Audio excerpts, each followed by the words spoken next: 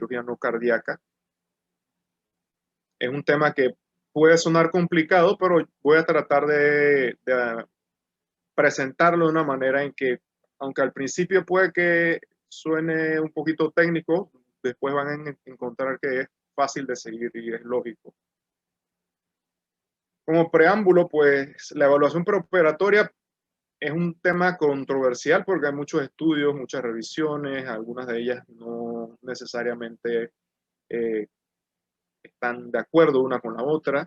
Hay diferentes formas de abordaje. En Estados Unidos y en Europa, pues se utilizan maneras distintas, distintas pero un poco similares de hacer las cosas. Entonces, en esta clase nos vamos a basar en las recomendaciones del American College of Cardiology y del American Heart Association, que son las normas de manejo que se utilizan en Estados Unidos.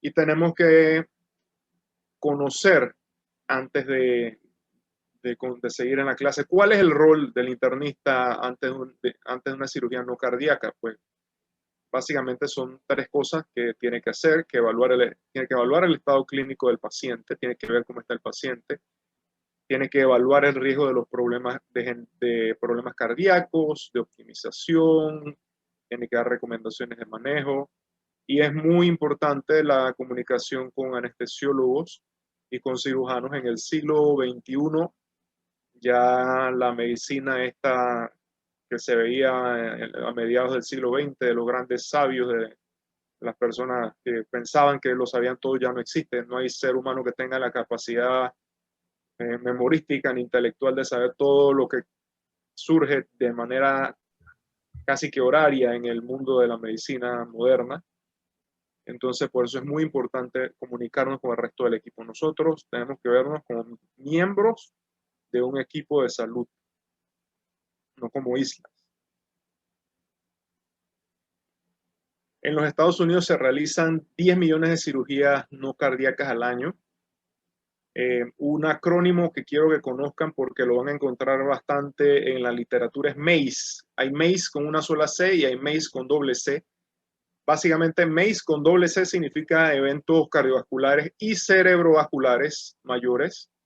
Se refiere a muerte, infarto al miocardio, strokes.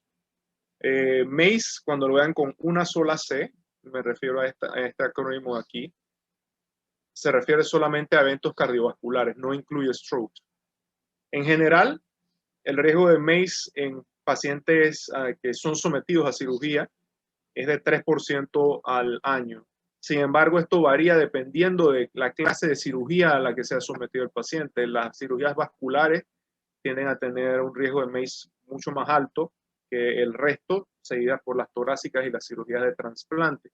La cirugía de trasplante aquí en Panamá no se ve mucho, pero es una cosa que tal vez y con mucha suerte en el futuro van a ir viendo cada vez más. En resumen, pues el MACE ocurre en una de cada 33 hospitalizaciones relacionadas a cirugías no cardíacas, a pesar de una reducción de que se ha visto con el tiempo, una reducción en las muertes y en los infartos al miocardio perioperatorio. Es muy importante que conozcan los tipos de cirugía de acuerdo a los niveles de urgencia, ¿sí? Esta es una cosa, si hay algo que deben memorizar dentro de esta charla, hay muy pocas cosas que deben memorizar, pero una de las cosas que sí deben memorizar es esto, el tipo de cirugía de acuerdo al nivel de urgencia.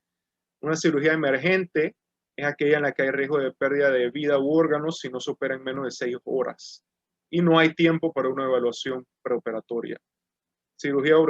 Un tipo de cirugía emergente sería, por ejemplo, una disección aórtica aguda. Apenas se diagnostican, esos pacientes tienen que pasar al salón de operaciones. No hay tiempo para hacer ningún tipo de evaluación de nada. El paciente tiene que ser operado o se va a morir. Cirugías urgentes son aquellas en las que hay riesgo de pérdida de vida u órganos si no se opera entre las primeras 6 a 24 horas y hay tiempo para realizar una evaluación preoperatoria básica, limitada.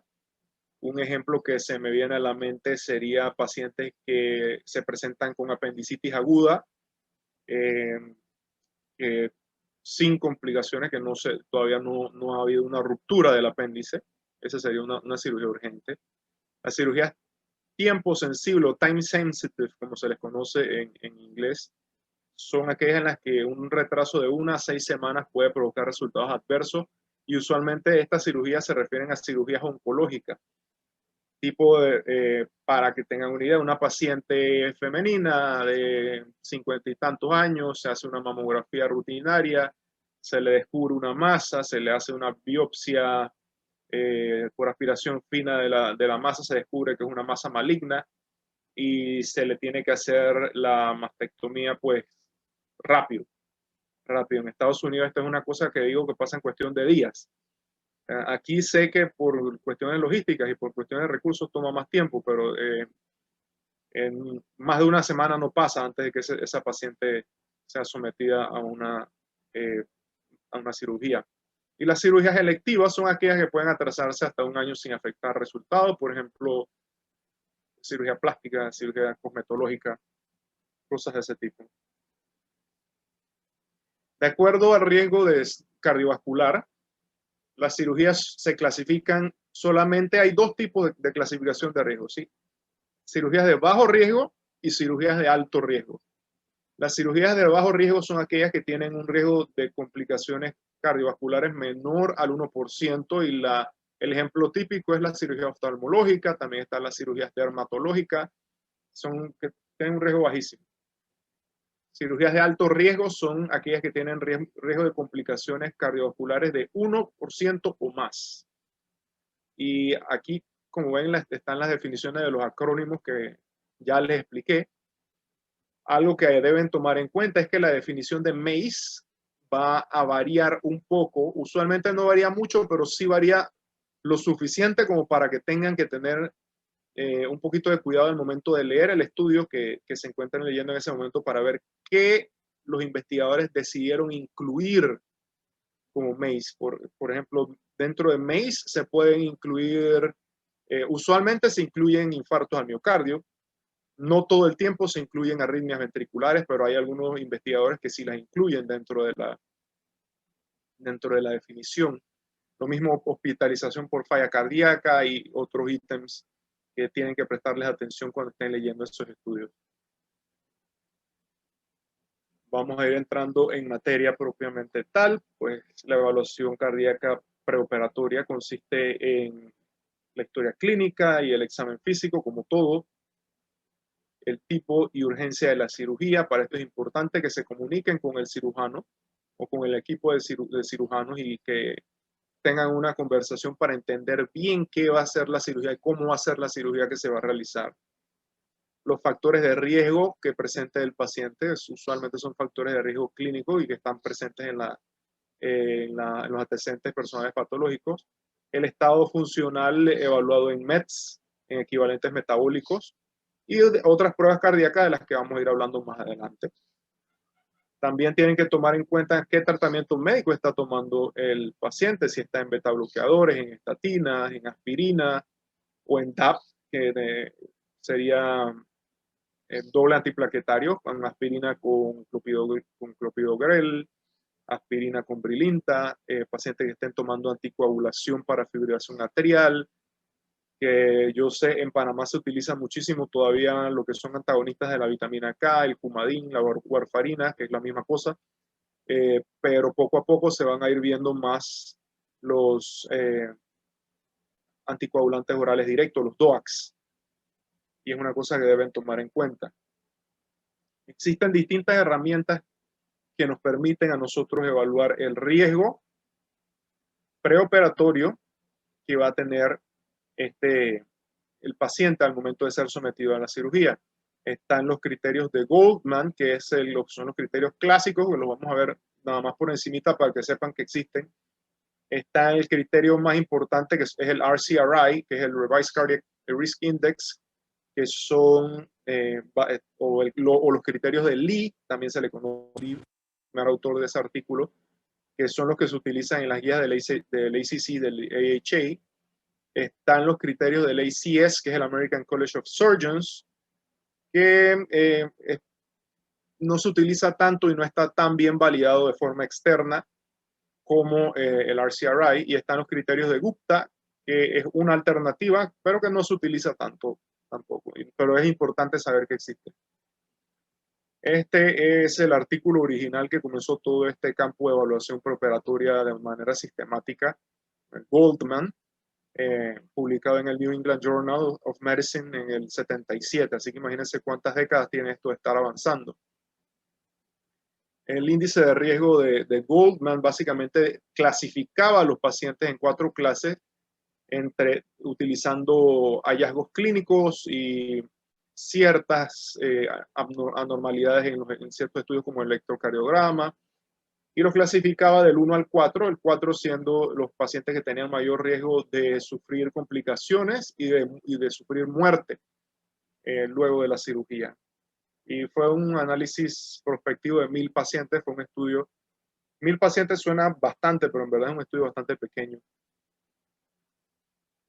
Este es el estudio de Lee, publicado en Circulation, que es el journal oficial de la American Heart Association, donde se inició todo lo que es el RCRI,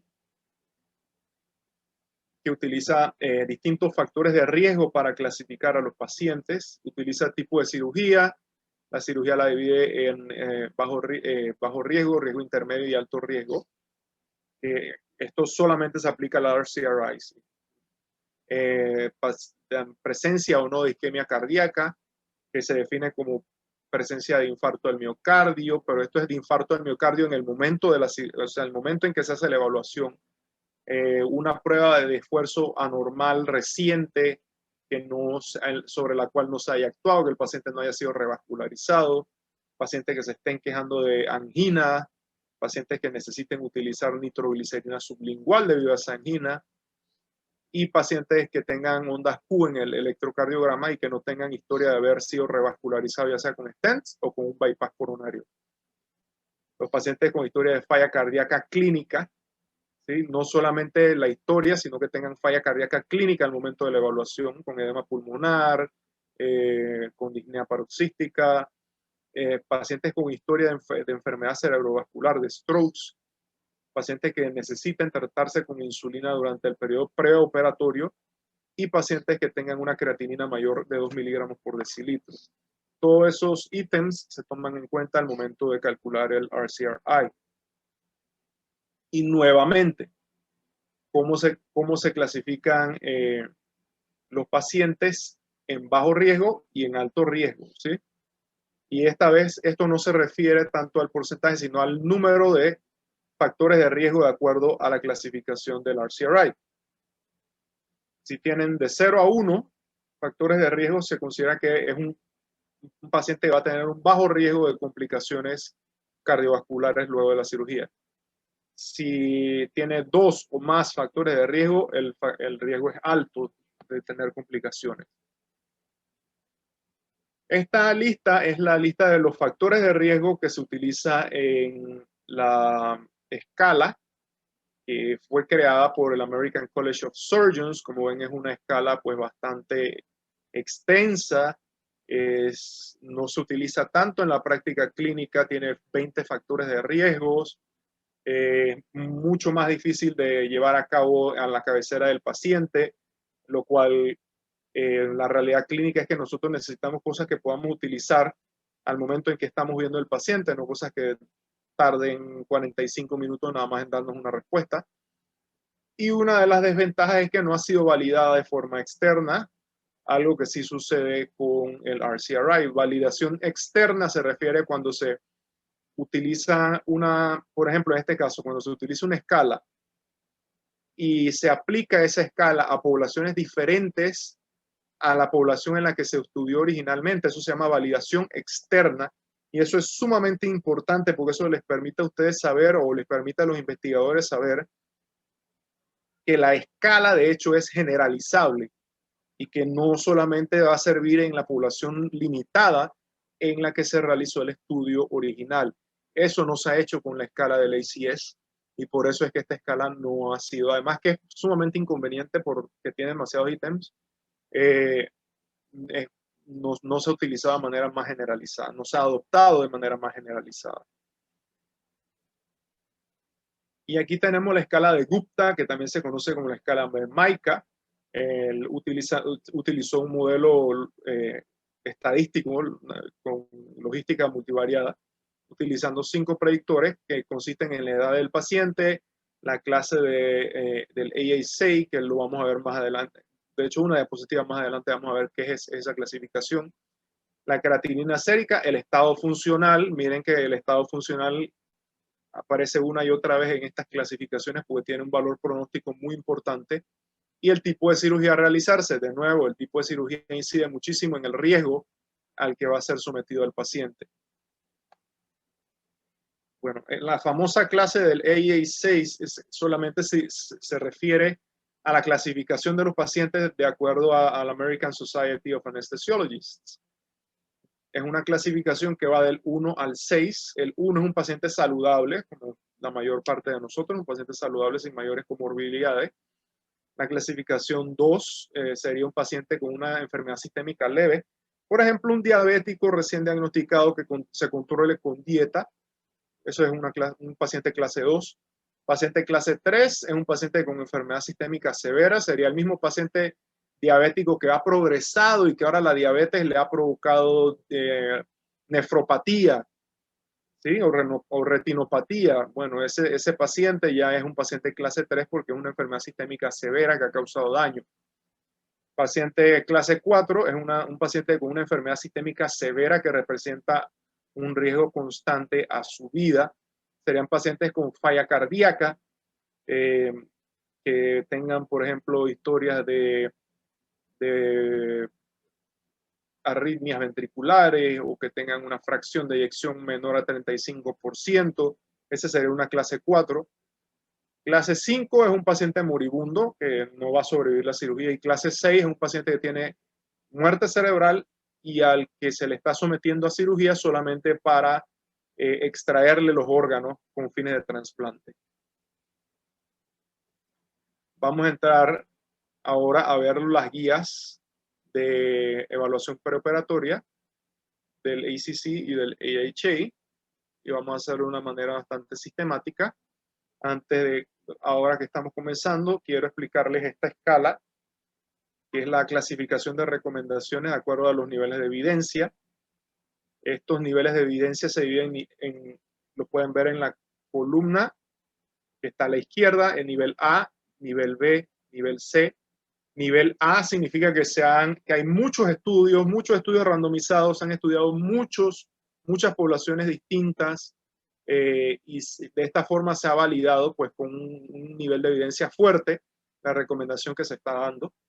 El nivel de evidencia B es que hay algunos estudios en ciertas poblaciones que han mostrado los efectos que se están recomendando o la intervención que se está recomendando. Y un nivel de evidencia C significa que hay muy pocos estudios o que esto es básicamente recomendación de expertos, que se junta un panel de X cantidad de los médicos y científicos más eminentes de su área y dan recomendaciones de cómo ellos manejan a sus pacientes en su clínica, pero eso no está basado en evidencia, sino que solamente son recomendaciones clínicas, como si ustedes les preguntaran a un colega y que, oye, mira, tengo un paciente así, ¿tú qué harías? A eso se refiere un nivel de evidencia C. La clase se refiere clase 1, clase 2A, 2B y clase 3. La clase 1 son recomendaciones que ustedes están obligados a hacer. Un paciente que tenga una recomendación clase 1 es una cosa que ustedes tienen que hacer, y si no la hacen, es mejor que tengan una muy buena justificación de por qué no la hicieron, porque si algo pasa con ese paciente, créanme que les cae una demanda. Clase 2A significa que los beneficios son mayores que el riesgo, ¿sí? Y que es razonable pues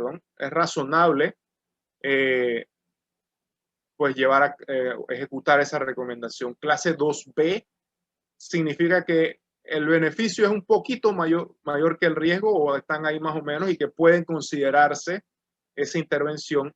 Y la clase 3, cuando ustedes escuchen clase 3, eso significa que no hay beneficio o que se le está haciendo daño al paciente. Así que una intervención clase 3 nunca debe ser realizada. Un ejemplo típico de esto, para poner el uso de hidroxicloroquina en pacientes con COVID. Ya tenemos muchísimos estudios randomizados en múltiples poblaciones, múltiples países, que han demostrado que eso no sirve. Entonces, el nivel de evidencia de eso sería un nivel A. Y la clase de la recomendación sería clase 3, porque de hecho no hay beneficio y hay algunos estudios que han demostrado un potencial daño. Así funciona esto de los niveles de evidencia. Vamos entonces ahora con la utilización de calculadoras de riesgo para predecir la morbilidad perioperativa. ¿Sí? Es una clasificación 2A, quiere decir que es razonable utilizarla con un nivel de evidencia B, quiere decir que hay varios estudios en varias poblaciones, no en muchísimas poblaciones como un nivel A, pero es una cosa razonable utilizar una herramienta validada para poder evaluar estos pacientes de una manera más objetiva. En pacientes con riesgo bajo de complicaciones cardiovasculares perioperativas, no se recomienda realizar ningún otro estudio. ¿Y por qué? Porque de hecho se conoce que no hay beneficio en realizar estudios en pacientes que tengan un riesgo bajo de este tipo de complicaciones, y hay un muy buen nivel de evidencia que lo sustenta. Por ejemplo, un paciente que les llega, paciente, digamos, hipertenso, bien controlado, que les llega a la clínica y que les dice que se va a hacer una cirugía de catarata, pues no necesita más nada, no necesita ningún estudio adicional, nada más le hacen algunas preguntas para ver cómo está, cómo se siente, y él puede hacerse su cirugía. No necesita ni siquiera un electrocardiograma. En algunas ocasiones los oftalmólogos sí piden más cosas, y por el estilo de medicina defensiva que se practica hoy día, pues se hacen, pero no es que eso no está respaldado por la evidencia, como lo vemos aquí.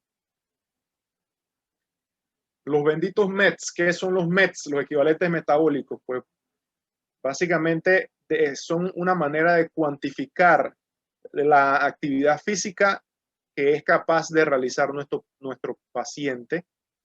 Si una persona normal puede realizar más de 10 METs sin ningún problema, eso es básicamente poder realizar deporte.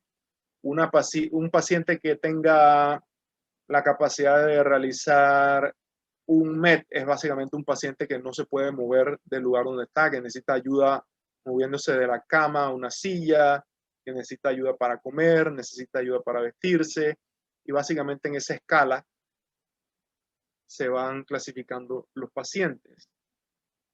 Lo que nosotros utilizamos, la herramienta validada que nosotros debemos utilizar para evaluar los METs de manera clínica, se llama el DASI, que es el Duke Activity Status Index.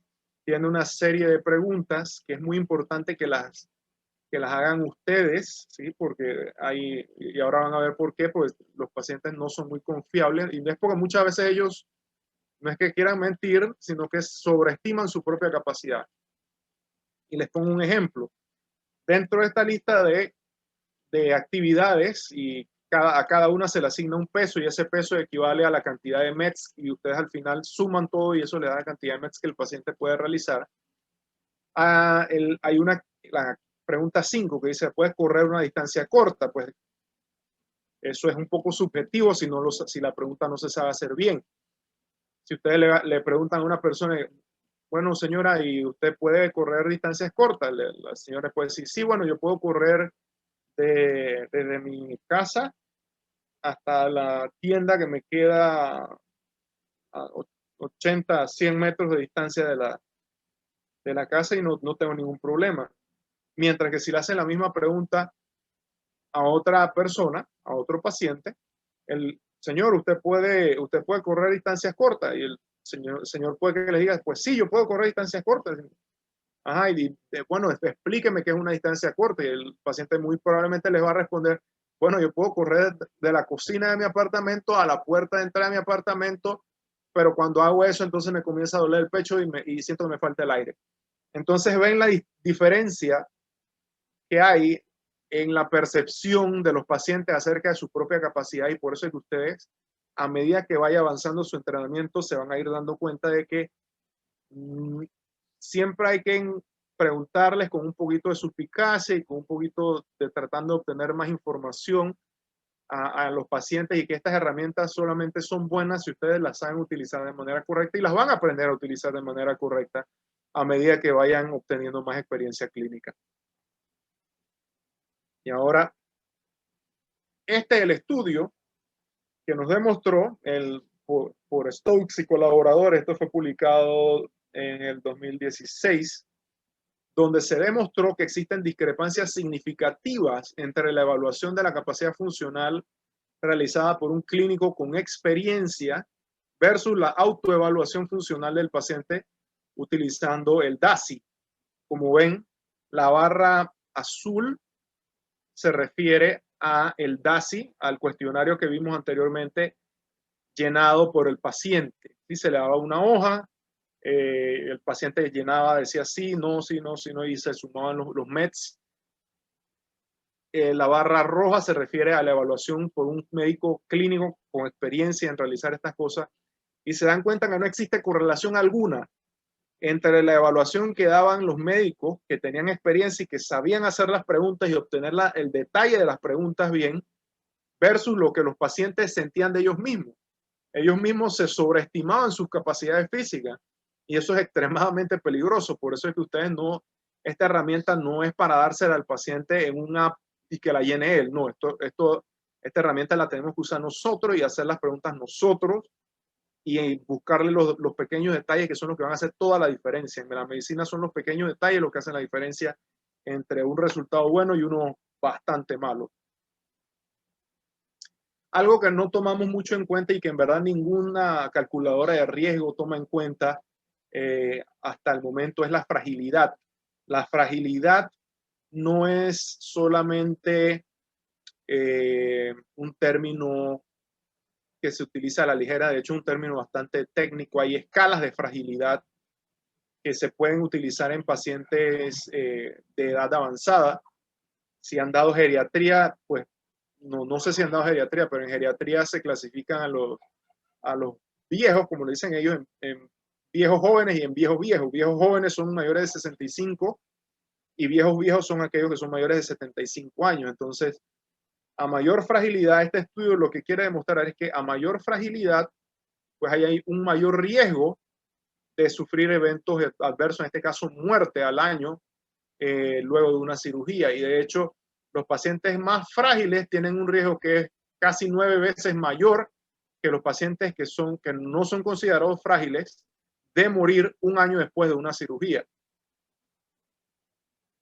Pero esto desafortunadamente aún no ha sido integrado a las calculadoras de riesgo, pero es una cosa que tienen que saber cuando estén manejando poblaciones así, que cada vez van a ir viéndolas más porque Panamá es un país que se está envejeciendo.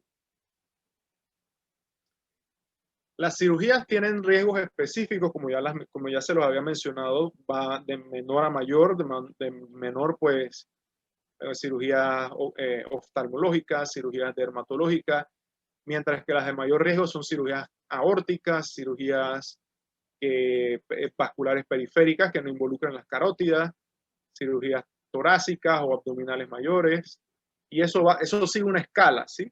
Que ustedes la van a saber. La importancia de esto es que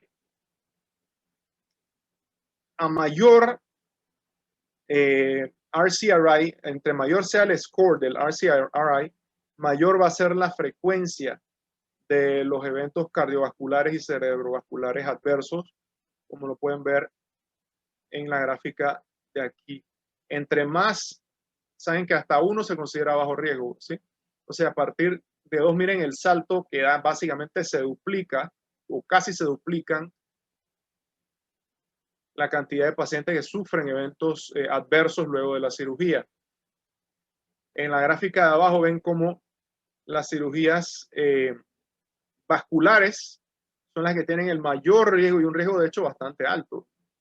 Como vimos, era como un 7.6% al principio de la charla.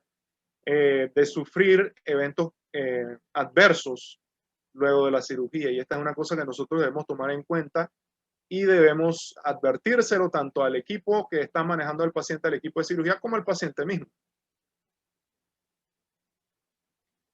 Luego de un infarto, también se ha estudiado cómo, bueno, si un paciente sufre un infarto, pues, y se revasculariza, pues, cómo se maneja ese paciente, cuánto tiempo hay que esperar luego de que se haya realizado la revascularización. Pues, y los autores de este estudio, que fue publicado en 2011, Livitz y colaboradores, recomiendan atrasar la cirugía al menos 8 semanas después de sufrir un infarto, porque de esta manera vemos como esta es los infartos postoperatorios, esta es la mortalidad, ¿verdad?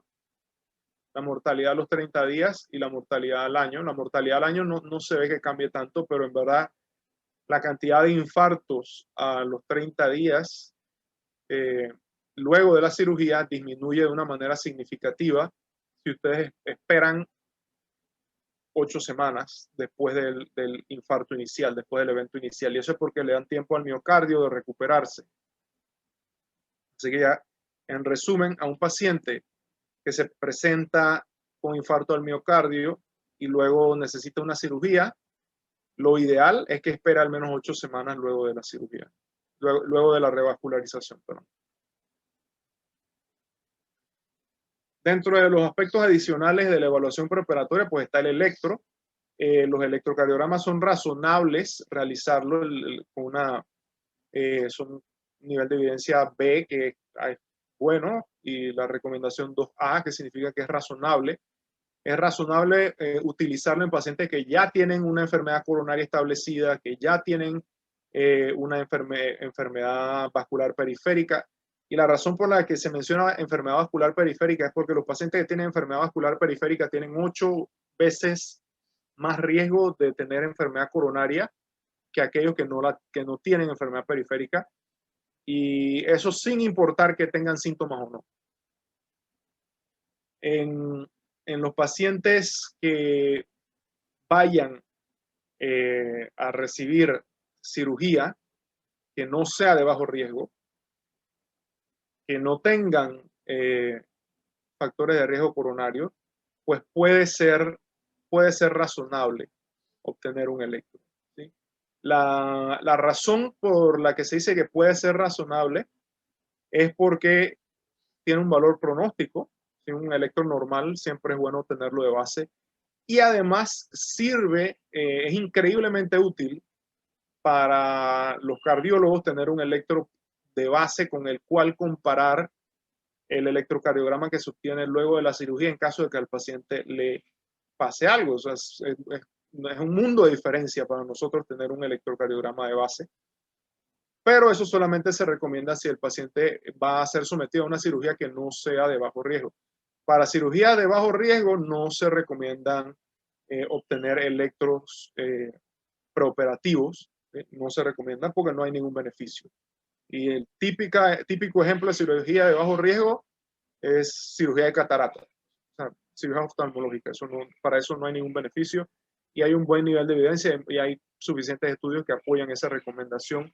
Aunque en la vida real ustedes van a ver que a veces algunos oftalmólogos piden el electro, piden la evaluación por cardiología, por medicina defensiva, no por medicina basada en la evidencia. Y bueno, ¿qué se le va a hacer? Hay ciertas realidades que desafortunadamente permean el mundo médico y que no se puede hacer mucho en contra de ellas. Para vigilancia y manejo de infarto al miocardio perioperatorio, pues se recomienda que se obtengan electros y se midan las troponinas y la CK en pacientes que se presenten con síntomas que sugieran un infarto al miocardio o que sugieran un síndrome coronario agudo, por ejemplo, dolor en el pecho, o que comiencen a quejarse de falta de aire súbita o palpitaciones. Ahí pues el nivel de recomendación es 1, o sea, que tienen que hacerlo, y el nivel de evidencia es A, porque hay muchísimos estudios que, por supuesto, si el paciente te está quejando de dolor en el pecho, está diaforético, pues más te vale descartes que no esté pasando un síndrome coronario agudo. La utilidad, y aquí viene un tema que es bastante de debate. Hay pacientes que tienen historia de enfermedad coronaria, ¿sí? En los cuales algunos investigadores dicen que bueno, que es importante o puede ser importante pues medir las troponinas de manera perioperatoria para ver, si, aunque el paciente esté asintomático, pero la realidad es que o sea, no hay suficiente evidencia todavía para saber qué tan útil es eso. O de hecho, si tú tienes un paciente con estas categorías, con estas comorbilidades, que está asintomático, no tiene ningún síntoma, tú le haces una cirugía y le comienzas a medir la troponina, pues, ¿qué vas a hacer si la troponina te viene positiva? ¿Sí? Porque no hay nada, no sabemos cómo interpretar eso. Y mi recomendación, y de hecho la recomendación de muchísima gente y de muchísimos otros médicos y de muchísimas sociedades es que, y una recomendación en general a ustedes como médicos, es que si ustedes no tienen la respuesta de cómo voy a utilizar yo la información que voy a obtener mediante este estudio, entonces no ordenen el estudio. ¿Sí? Si el paciente no se les está quejando de algo que suene como infarto o de algo que suene como un síndrome coronario agudo, pues no comiencen a hurgar por ese hoyo porque se van a meter en problemas y después no van a saber qué hacer. La evaluación de la función del ventrículo izquierdo mediante un eco pues es razonable en pacientes que se presentan en disnea de origen desconocido. ¿Sí? Un eco les puede decir a ustedes si el ventrículo izquierdo su función está deprimida de nuevo o si el ventrículo derecho tiene signos de sobrecarga, en cuyo caso debieran estar pensando en un embolismo pulmonar. Pero como ven, el nivel de evidencia no es bueno, el nivel de evidencia es C, o sea que es básicamente recomendación experta. Es razonable en pacientes que tienen falla cardíaca establecida, que se están quejando de mayor falta de aire, pues, o que sufran un cambio en el estatus clínico, por ejemplo, entren en shock, puede obtener un ecocardiograma nuevo, pero de nuevo el nivel de evidencia no es muy bueno. Básicamente son recomendaciones de expertos.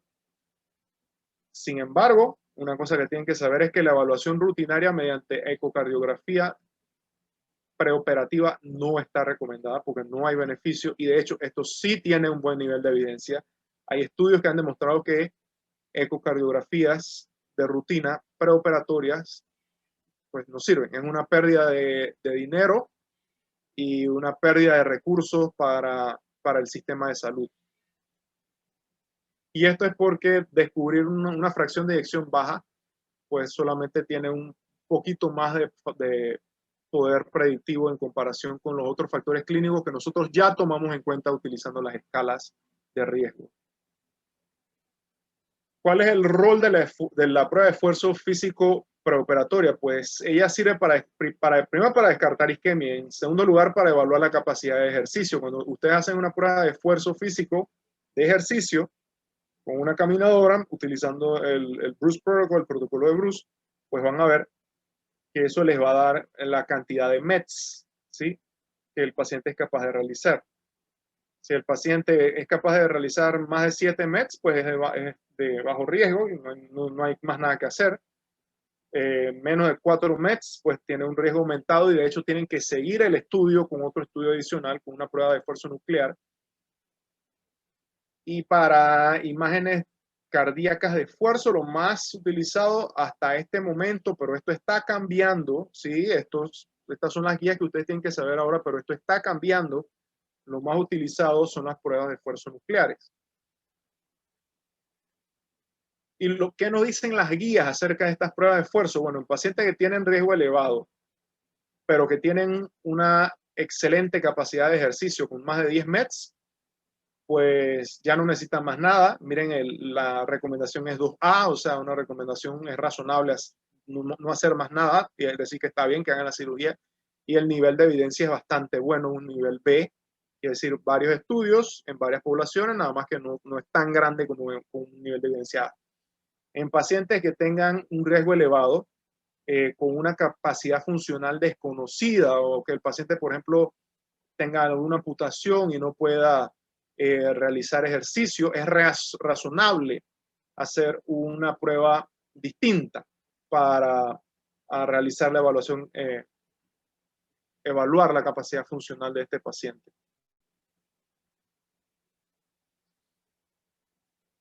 Esto que ustedes ven a la derecha es una prueba de esfuerzo nuclear.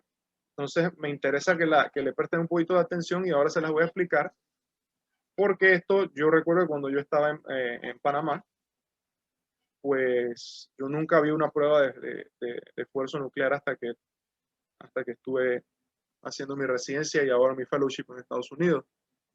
En pacientes en los que se realiza una prueba de esfuerzo nuclear preoperatoria, pues si se encuentra isquemia de moderada a grande, significa que van a tener un mayor riesgo de infarto del miocardio y de muerte cardiovascular. Una prueba normal tiene un alto valor predictivo negativo. ¿Qué quiere decir esto? Que si usted hace una prueba de esfuerzo nuclear antes de la cirugía y la prueba sale normal, ya no tiene que hacer más nada. El paciente está bien, puede seguir con cirugía. El riesgo nunca desaparece, el riesgo nunca es cero, pero el riesgo es lo menor que ustedes pueden lograr. Es el menor riesgo humanamente conseguible.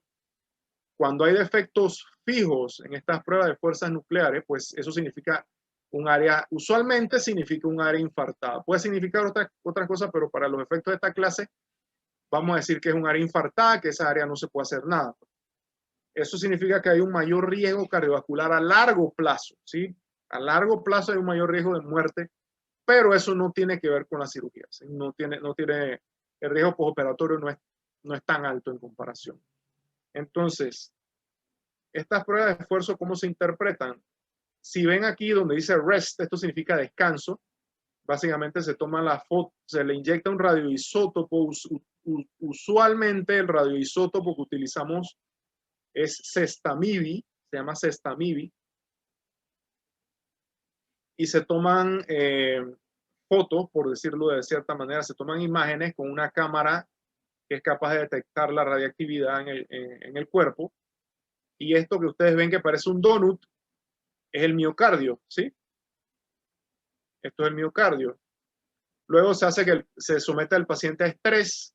Usualmente puede que se puede hacer que el paciente haga ejercicio, esa es una, o si el paciente no puede hacer ejercicio, se utiliza un medicamento que simula, que vasodilata la vasculatura coronaria y simula el ejercicio, que se llama Lexiscan, y ese Lexiscan va a permitirnos tomar entonces nuevas imágenes, donde si ustedes ven ahora, cuando antes el paciente tenía esta imagen en descanso, ahora van a ver que el donut parece que le hiciera falta un pedazo, ¿sí? Se ve morado. Esta área morada significa isquemia, ¿sí? Miren qué facilito es de interpretar. Esto aquí está el miocardio bien irrigado y esto de acá es isquemia porque no hay suficiente irrigación durante el ejercicio, y esto quiere decir que el paciente tiene un mayor riesgo de sufrir eventos, infartos y muerte perioperatoria.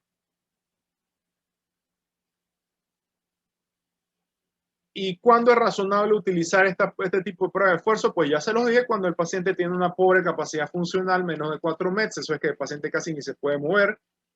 Y bueno, eso es una recomendación 2A, que es razonable, y un nivel de evidencia B, que es un nivel de evidencia bastante bueno.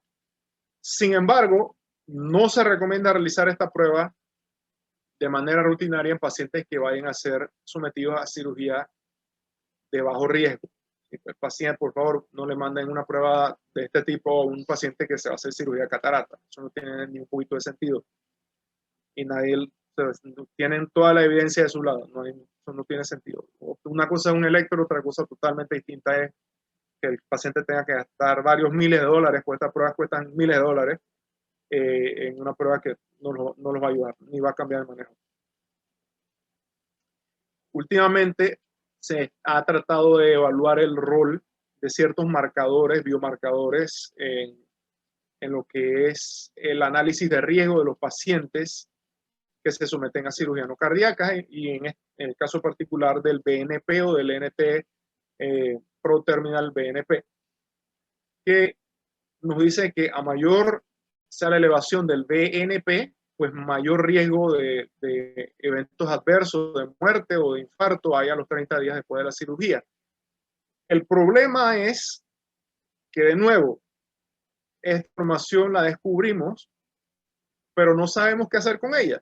Está bien, pues te dice que el paciente tiene más riesgo de morir, te dice que el paciente tiene mayor riesgo de sufrir un infarto a los 30 días. ¿Qué vas a hacer al respecto? Nadie tiene ni la más remota idea de qué se va a hacer.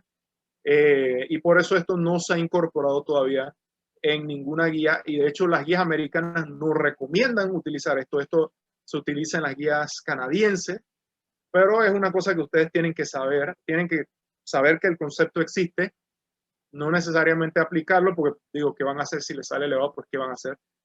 Pero saber que eso se utiliza en algunos países, pero que no tienen, o sea, no tienen mayor utilidad, porque ¿qué utilidad existe en saber que vas a tener un resultado adverso si no puedes incidir sobre el mismo? Lo único que vas a hacer es desesperar al paciente y desesperarte a ti mismo. Vamos a conversar sobre el rol de la terapia médica para disminuir los eventos perioperatorios, los beta bloqueantes, las estatinas, las IECAs y los antiplaquetarios. En los IECAs también se incluyen los ARAs, y ahora últimamente se incluyen también los ARNIs, que es el Entresto. Y bueno, sobre los IECAs, básicamente los ARA y los ARNI, lo que les tengo que decir es que esas medicinas, hay estudios que apoyan continuarla durante todo el proceso perioperatorio, es decir, antes, durante, después. Sin embargo, en la práctica clínica lo que más comúnmente se hace es que se paran, ¿sí? Y es porque estos medicamentos están asociados hasta en un 50% con un desarrollo de hipotensión y en algunos casos hasta shock. Entonces es mejor parar esos medicamentos, esperar que el paciente esté hemodinámicamente estable luego de la cirugía y reiniciarlos lo más pronto posible antes de que el paciente se le dé alta y se vaya para la casa. Sobre lo otro vamos a hablar con más detalle. El POISE Trial fue un estudio bastante interesante porque se tenía la idea de que si se utilizaban beta bloqueantes el día de la cirugía, pues bueno, los beta bloqueantes son en general bastante buenos, ¿no? Previenen muerte cardiovascular, previenen mortalidad, disminuyen mortalidad total. Y un grupo de investigadores decidió, bueno, vamos a hacer este estudio, vamos a ver si dándoles beta bloqueantes a los pacientes que el día de la cirugía disminuimos muerte total y disminuimos infartos y disminuimos muerte cardiovascular. Y bueno, para que ustedes vean cómo es la ciencia, pues sí, de hecho, demostraron, la barra azul es la barra de los pacientes que recibió el beta bloqueador, la barra roja es la de los pacientes que recibió placebo. En la primera, si ustedes ven, de hecho sí hubo un beneficio significativo porque disminuyó muerte cardiovascular, infartos y paro cardíaco. Y la P menor de 0.05 es significativo. Sin embargo, aumentó la mortalidad total. ¿Qué quiere decir eso? Bueno, los pacientes a los que ustedes les inician un beta bloqueante el día de la cirugía van a tener menos infartos, sí, pero se les mueren más. De cualquier otra causa se van a morir más. Entonces, por eso es que nosotros no damos y jamás se debe iniciar un beta bloqueador el día de la cirugía, ¿sí? Porque esto está asociado a un aumento en la mortalidad total. Y esto es algo que sí se les tiene que quedar grabado en la cabeza. ¿Cómo se utilizan entonces los beta bloqueantes en el perioperatorio? Pues los pacientes que ya están tomando beta bloqueadores desde la casa, ellos continúan tomando sus beta bloqueadores, inclusive el día de la cirugía. Sí, porque a ellos sí no se les aplica eso, ellos necesitan su beta bloqueador, y de hecho el beta bloqueador los va a proteger porque ellos venían tomando eso desde antes. En pacientes que, bueno, pues que tengan un riesgo intermedio o alto de isquemia miocárdica, pues ustedes pueden considerar iniciar el beta bloqueador, yo diría varias semanas antes de la cirugía. Lo mismo que aquellos que tengan 3 o más factores de riesgo en el RCRI score, pueden considerarlo, pero eso no está muy bien validado. Y lo ideal es que si el paciente no tenía una indicación fuerte para utilizar un beta bloqueador, no tenía falla cardíaca, no había sufrido un infarto, no estaba tomando beta bloqueador, pues no lo inicien, ¿sí? Y lo que les decía, la terapia con beta bloqueadores no debe iniciarse el día de la cirugía porque van a matar al paciente. Y ahí ven cómo está el nivel de la recomendación es 3, hace daño. Las estatinas son medicamentos pues bastante benignos, ¿sí? No solamente son beneficiosos para disminuir el colesterol, tienen un efecto antiinflamatorio que se está estudiando, todavía no se ha terminado de comprender, pero se está estudiando. Así que son medicamentos que se pueden continuar sin ningún problema. El uso o la iniciación perioperatoria de estatinas es razonable en pacientes que van a ser sometidos a cirugía vascular. ¿Sí? Pues usualmente las cirugías vasculares involucran obstrucciones causadas por ateroma. Entonces es razonable utilizarlo. Y también puede ser considerado, pero esta es una opinión experta, ven, el nivel de evidencia es C. El nivel de evidencia aquí es C. La opinión experta dice, bueno, que pueden ser considerados en la utilización de las estatinas en pacientes que ya hayan tenido una indicación para estatina, pero que por alguna razón no se les haya iniciado y que se vayan a ser sometidos a procedimientos de alto riesgo. Como por ejemplo, cirugías aórticas. ¿Qué pacientes entonces necesitan ser evaluados preoperatoriamente por cardiología? Pacientes con falla cardíaca, ya sea estable o descompensada. Pacientes con síndrome coronario agudo, por amor a Dios, por supuesto que van a llamar al cardiólogo si ven un paciente con un síndrome coronario agudo que es básicamente angina inestable e infarto, ya sea infarto con elevación del ST o sin elevación del ST. Pacientes con historia de arritmia, especialmente si se trata de arritmia ventriculares, tienen que tener mucho cuidado con estos pacientes.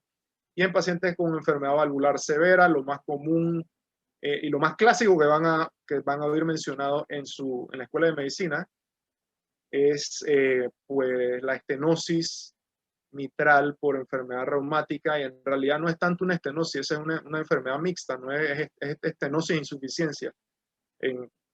Si alguno de ustedes decide estudiar cardiología y cuando estudian eco se dan cuenta que eso no es tan blanco y negro como lo hacen ver en la escuela de medicina. En el manejo de los pacientes con falla cardíaca diagnosticada, pues es importante comprender qué tipo de falla cardíaca tiene el paciente, ya sea puede ser HFpEF, HFrEF o HOCM, que es la hipertrofia cardiomiopatía hipertrófica obstructiva. HFpEF significa falla cardíaca con fracción de eyección preservada, quiere decir una fracción de eyección mayor del 50%. HFrEF significa una fracción de eyección menor al 40%. Y la falla cardíaca debe estar optimizada dentro de lo posible antes de cualquier cirugía electiva. Si es cirugía de emergencia o de urgencia, pues ahí pues ya se hace lo que se puede, pero si tienen tiempo, debe ser optimizada. Una situación única que ocurre con los pacientes con HFrEF, con una fracción de eyección menos del 40%, es que todos los anestésicos generales tienen un efecto inotrópico negativo, así que anestesia va a estar muy agradecido con ustedes si ellos tienen un eco reciente, porque ellos van a elegir los medicamentos que van a tener la menor probabilidad de descompensar a ese paciente al momento de inducir la anestesia. ¿Sí? Eso para ellos y para este tipo de pacientes, un ecocardiograma reciente los ayuda muchísimo. El uso de los antiplaquetarios en el perioperatorio. Pues los pacientes que estén recibiendo aspirina como prevención secundaria significa que pasó el evento y luego del evento entonces ustedes inician la medicina. Prevención primaria es que ustedes dan la medicina para tratar de evitar que ocurra un evento. En este caso, digamos, luego un evento cardiovascular, luego un infarto. Deben continuar recibiendo aspirina a menos que el riesgo de sangrado sea prohibitivo. ¿Sí? Un paciente, y con las técnicas quirúrgicas modernas, créanme, muchachos, que cada vez menos cirujanos están pidiéndonos a los cardiólogos consulta de que, hey, bueno, tengo este paciente, necesito pararle aspirina. Ellos hacen su cirugía con o sin aspirina de igual forma, porque las técnicas quirúrgicas han avanzado muchísimo. Sin embargo, hay que tener en cuenta una cosa, eso es aspirina. ¿Qué pasa con aquellos pacientes que están recibiendo doble antiplaquetario? Aspirina con con Plavix o aspirina con ticagrelor, que es el Brilinta, que son los inhibidores de la P2Y12. En esos pacientes es distinto porque esos pacientes sí pueden sangrar bastante, sobre todo los pacientes que están recibiendo ticagrelor. Y aquellos pacientes que se les haya colocado stents de segunda generación necesitan esperar al menos 6 meses, según las guías, con esta terapia doble antes de poder descontinuar el Plavix o el Brilinta y continuar la aspirina y que el paciente pueda ser sometido a la cirugía. Sin embargo, esto está cambiando, nuevamente se los digo, esto está cambiando.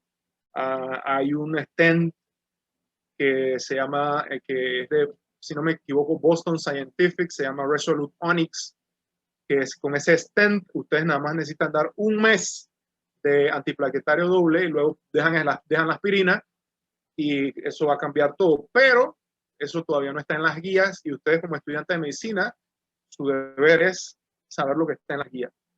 Después, entonces van a conocer los otros detalles. Pero para que sepan que hay muchas cosas, muchos detallitos que las guías nos cubren. ¿Sí? Como un comentario, quiero decirles que la aspirina como prevención primaria para eventos cardiovasculares consistentemente ha demostrado que el riesgo de sufrir un sangrado gastrointestinal es mayor que el potencial beneficio. Así que por favor no le inicien aspirina a sus pacientes para prevenir nada, ¿sí? Por favor, porque en verdad es mayor el riesgo de que les hagan un sangrado a lo que lo van a beneficiar. Para prevención primaria, pues la aspirina no es tan buena como se creía. ¿Qué pasa con los anticoagulantes en el perioperatorio? Pues los pacientes que estén recibiendo anticoagulantes, ya sea DOACs, que son los anticoagulantes orales directos, o los antagonistas de la vitamina K, que es la warfarina, que es lo que más se utiliza en Panamá, es la warfarina, Coumadin también se le conoce.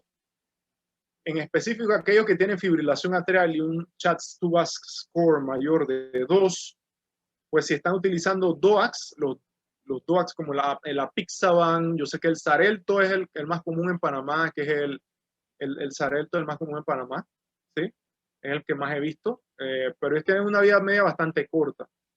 Sin embargo, si necesitan revertirlo de manera urgente, pues hay una infusión, un medicamento que se llama Dexanet Alfa, que es una infusión, puede revertir al Xarelto, al Rivaroxaban y al Apixaban, que es el Eliquis, pero es sumamente caro, eso cuesta más de $100,000 por botellita de infusión y son 2 botellitas las que tienen que darle al paciente y no está disponible en todos los hospitales.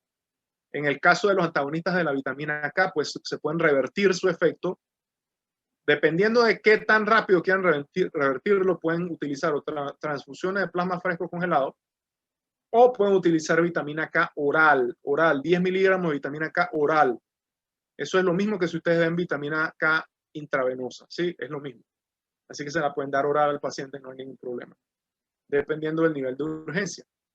En pacientes, por ejemplo, que son admitidos por una cirugía electiva y que vienen con fibrilación atrial y que están siendo tratados, digamos, con un Eliquis, con Apixaban, ustedes le dicen, bueno, 3 días antes de la admisión, señor, deje de tomarse el Eliquis. Cuando el paciente se le admite, se le inicia un goteo de heparina. El goteo de heparina, el rol que va a tener es anticoagular para disminuir el riesgo tromboembólico, como es básicamente como una anticoagulación transitoria mientras el paciente no puede tomar el Apixaban porque va a ser sometido a cirugía. Y se mantiene el PTT en 55-70 segundos durante el periodo perioperatorio. El día de la cirugía, ese goteo de heparina se para 45 minutos antes de la cirugía y el efecto se va por completo y la cirugía puede llevarse a cabo sin ningún problema.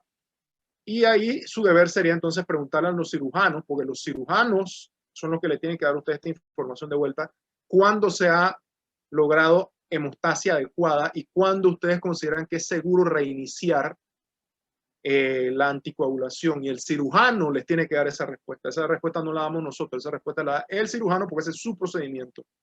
Siempre tienen que investigar y clarificar por qué el paciente está usando anticoagulación, porque muchos pacientes, por sorprendente que sea, no saben por qué están tomando anticoagulación, y en ese caso, pues es su deber lograr encontrar esa respuesta. Ustedes no pueden parar y no pueden terminar esa evaluación preoperatoria hasta que ustedes no tengan esa respuesta, y si les toca llamar al médico que prescribió el medicamento, pues lo llaman y le preguntan por qué el paciente está en eso.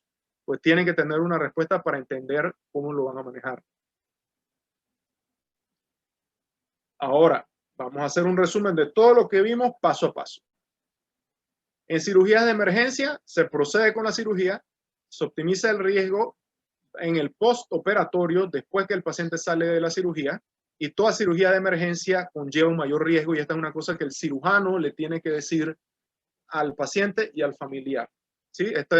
Nosotros vemos al paciente después de la cirugía, así que ese no es el rol nuestro. Ese es el rol del cirujano, explicarle eso al paciente y a su familia. En cirugía de urgencia, si el paciente se presenta con un síndrome coronario agudo, de nuevo, un síndrome coronario agudo es angina inestable e infarto. Y infartos hay dos tipos, con elevación del ST, sin elevación del ST.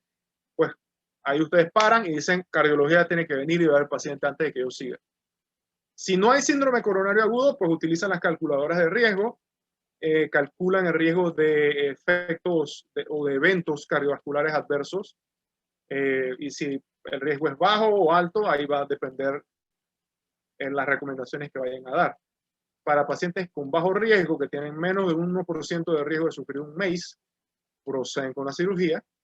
Pacientes con riesgo alto tienen que evaluar el estatus funcional utilizando los equivalentes metabólicos, utilizando el DASI, que ustedes tienen que administrar.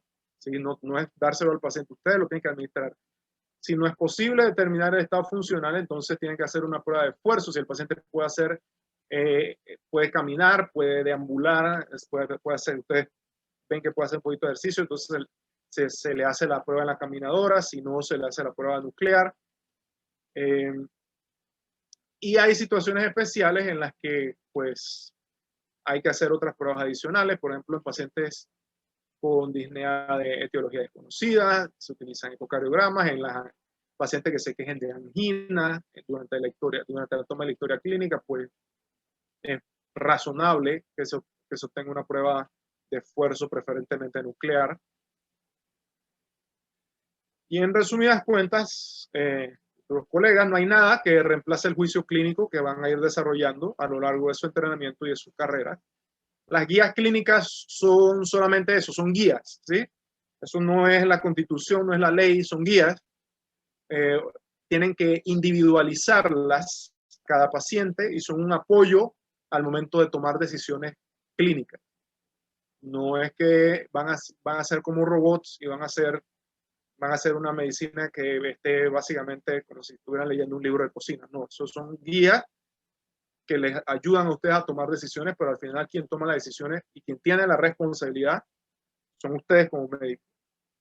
La mejor forma de disminuir el riesgo de cualquier evento es tener una población saludable. Lo hemos visto desafortunadamente con el COVID, como la alta tasa de obesidad y de todas las otras comorbilidades, diabetes, hipertensión, pues han incidido negativamente en nosotros como país y como nación.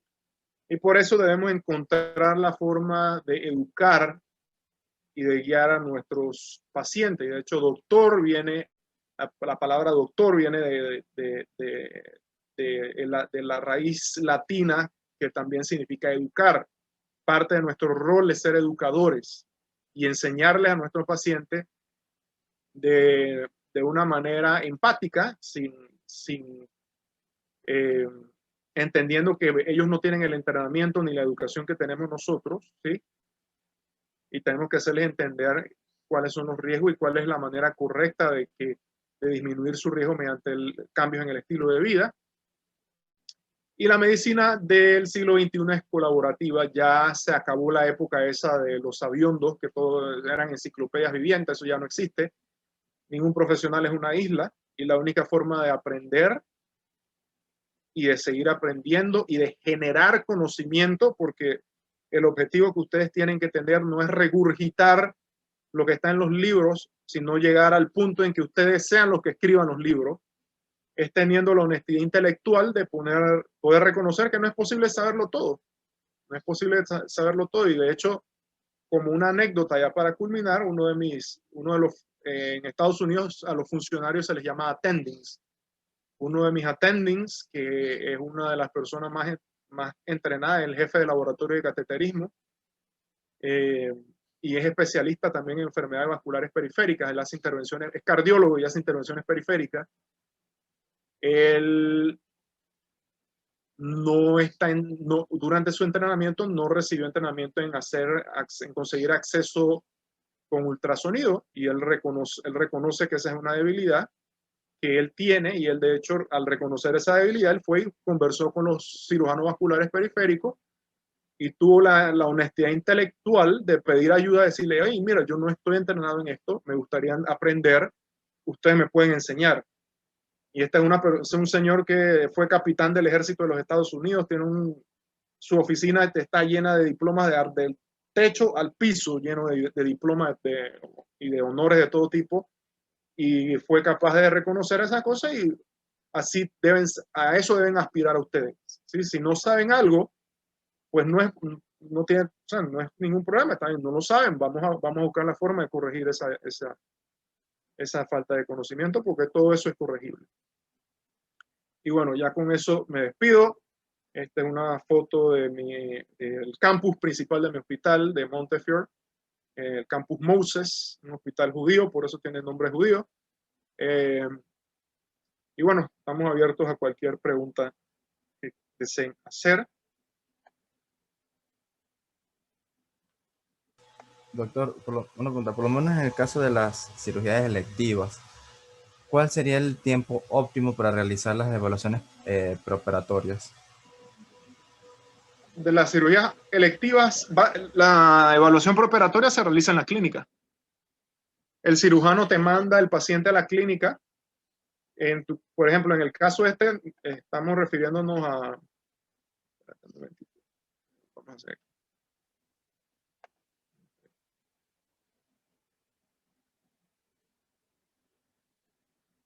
Te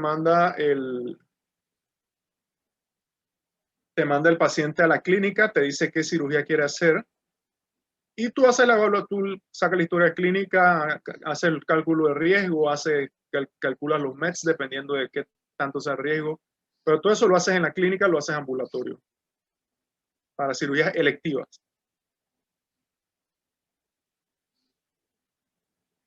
Y por lo menos en el caso de las cirugías, las tiempos sensibles, por lo menos la oncológica que había mencionado. Depende de dónde esté el paciente. Depende de dónde esté el paciente. Si al paciente se le hizo el diagnóstico en clínica, tú lo puedes ver en la clínica. Y de hecho,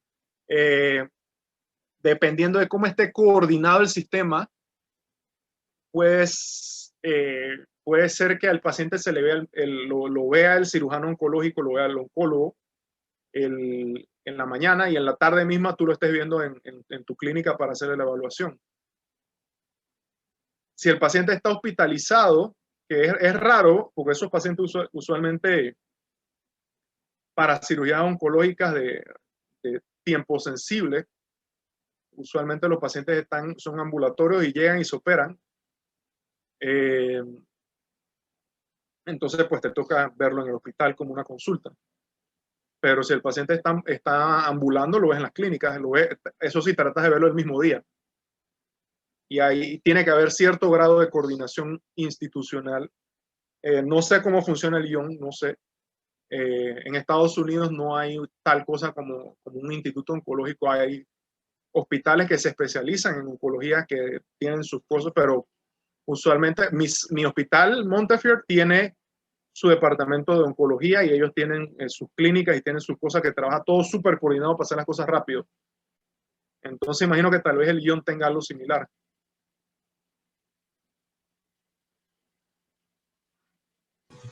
Gracias, doctor. A ver, muchachos, ¿tienen alguna otra pregunta? Sí, doctor. Si tenemos un paciente que tiene un MACE de alto riesgo, Espérate, te escucho un poquito bajo. ¿Puedes hablar más cerca del micrófono? no sé si se oye mejor. Ahora te oigo un poquito, te escucho un poquito mejor. Bueno, si tenemos un paciente que, por ejemplo, tiene un MET de 1 o muy bajo, ¿qué se puede hacer con este paciente antes de la cirugía para prepararlo mejor? Está bien, mira. Digamos que el paciente tenga o sea, básicamente un METS de 1 es básicamente un paciente que no se vale por sí mismo, ¿sí? Paciente casi que encamado. En ese caso depende del tipo de cirugía. Si la cirugía es de bajo riesgo, por ejemplo, si es un viejito de 80 años que le quieren hacer una cirugía de catarata, pues nada, le sacan una historia clínica en lo posible y que se haga la cirugía de catarata. Si es el mismo viejito de 80 años que le tienen que hacer una amputación porque tiene gangrena seca del miembro inferior izquierdo por diabetes, pues entonces ahí tienes que considerar, bueno, lo prudente sería ver cómo está, como no puedo calcular los METs y ese señor no puede hacer ejercicio, obviamente, podría hacerle una prueba nuclear, ¿sí? Una prueba nuclear farmacológica para ver cómo está el miocardio. Si la prueba de esfuerzo nuclear te sale normal, ya sabes que bueno, el riesgo del paciente, aunque nunca en ese caso, debido al estado clínico, el riesgo del paciente nunca va a ser bajo, tú vas a poder decir que el riesgo del paciente es un riesgo que está lo mejor o se ha controlado lo mejor posible dentro de las limitaciones clínicas que el paciente tiene. Pues ese paciente siempre va a ser de alto riesgo. ¿Sí? Y además ahí cabe otra cosa que es la fragilidad del paciente. Un paciente de edad avanzada que tiene METs tan bajitos, pues tiene una fragilidad altísima. Y sabes que aunque eso no se incluye en las calculadoras de riesgo, te lo mencioné, o se lo mencioné en la charla, que eso de hecho tiene un riesgo como casi 9 veces más alto de morir al año luego de la cirugía.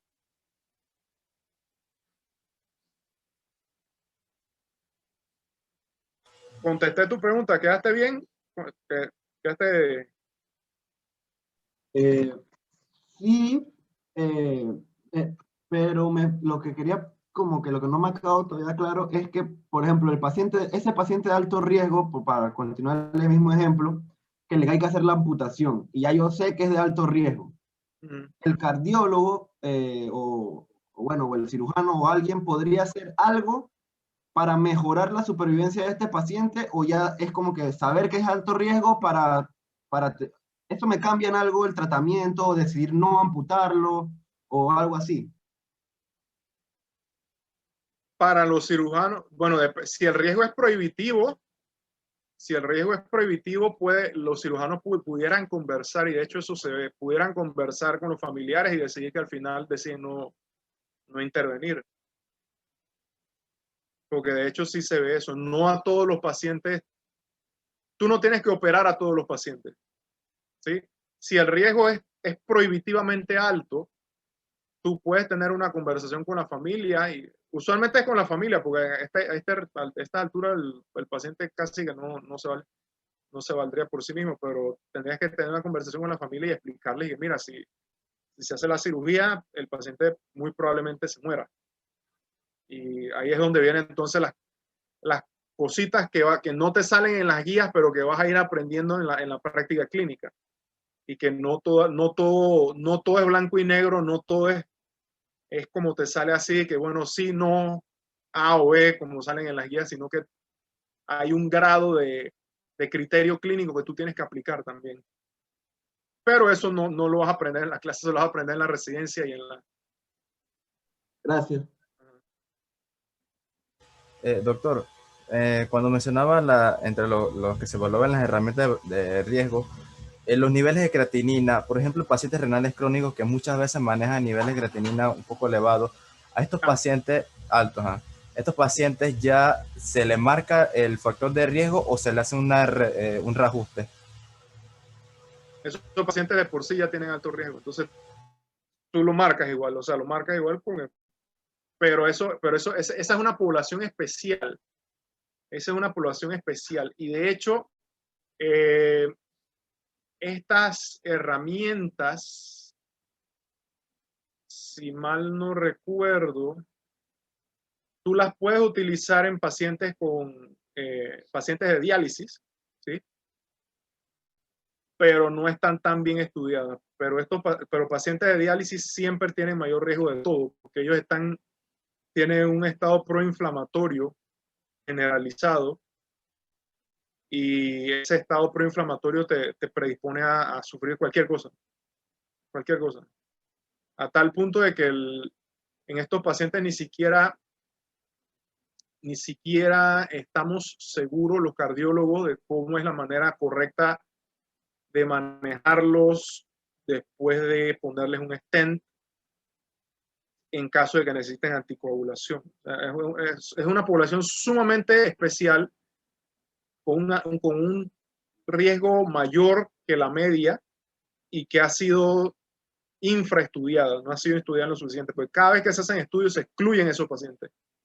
Y si te pones a ver los criterios de exclusión, se excluyen pacientes con insuficiencia renal crónica que necesiten diálisis, ese criterio de exclusión. Entonces, muchas veces no sabemos la respuesta, y ahí es donde nos tenemos que guiar del criterio clínico nuestro. Usar las guías, pero tener que utilizar también el criterio clínico. Muchas gracias, doctor.